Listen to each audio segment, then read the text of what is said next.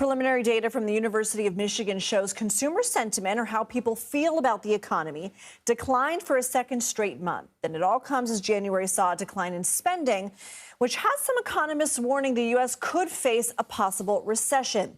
CBS News Money Watch correspondent Kelly O'Grady has more on what signs we should be on the lookout for. So, Kelly, how would we know if we're in a recession? Okay, so there's no one agreed upon definition for a recession, but the most commonly used metric, let me show you right here, is 2 back-to-back periods of negative economic growth. So that would mean that we would see negative growth in U.S. gross domestic product, or GDP, otherwise known as, over 2 consecutive quarters. Now, the problem is we don't get a clear picture of what a quarter looks like until after it's over, so we wouldn't officially know we're in a recession until we were already in it. Now, for context, recessions are marked by high unemployment and a significant decline in economic activity.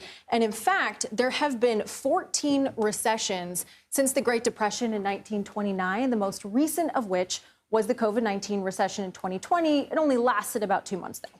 So you have been talking to me here at this desk about stagflation. So what does that mean? How is it different? Can you have a stagflation at the same time as a recession? Yes, you can.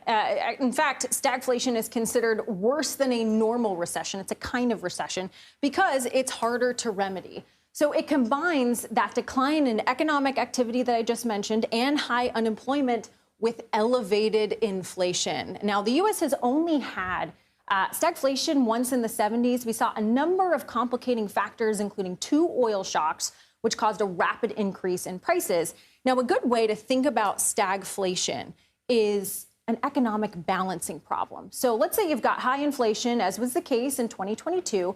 That means the economy is supercharged with a lot of demand, which drives part of that inflation. So the federal government will try raising interest rates to make it more costly to borrow money and then slow down some of that demand. But in the case of stagflation, that works a little too well, and it slows down growth even more. So you end up with an economy that has high inflation, high unemployment, and stagnant economic growth. What is the current risk for a recession or a stagflation? So the data says it's relatively low right now.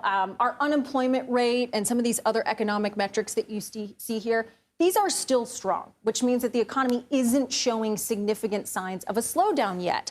But there are signs the economy is weakening. So the amount of GDP growth was less last quarter when compared to 2023 and 2022. And first quarter GDP is currently tracking to be negative, though that is just an estimate right now. Now, the unemployment rate, it's slightly elevated compared to a year ago. And then inflation is almost 0.5% higher compared to last September. So all of these might seem like small signs, but when you're taking them with other factors, like you mentioned in the intro, diminishing consumer sentiment and spending, and then you've got the wild card of tariffs, there are warning lights of a weakening economy. We don't have a red light yet, Lindsay. All right, warning lights. Kelly O'Grady, thanks for taking us to school.